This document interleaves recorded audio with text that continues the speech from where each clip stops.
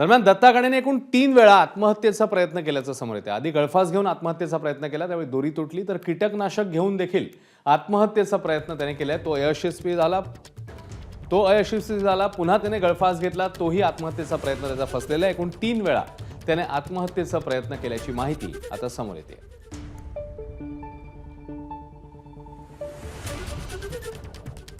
तर मानेवर दोरखंडाचे व्रण आढळल्याच्या माहितीला पोलीस आयुक्तांनी देखील दुजोरा दिलाय। पाहूया। प्राथमिक मेडिकल एग्जामिनेशन जे त्यांची झालेली आहे त्याचे गळ्यावर काही लिगेचर मार्क आहे। त्यावरून लिगेचर मार्कवरून त्यांनी आत्महत्या करण्याची प्रयत्न केला होता अशा ते सांगतात। दोरी तुटल्यामुळे ते आणि तिथे लोक इमिजिएटली पोहोचल्यानंतर ते होऊ शकला नाही अशा प्रकारचे ते बातमी सांगतात।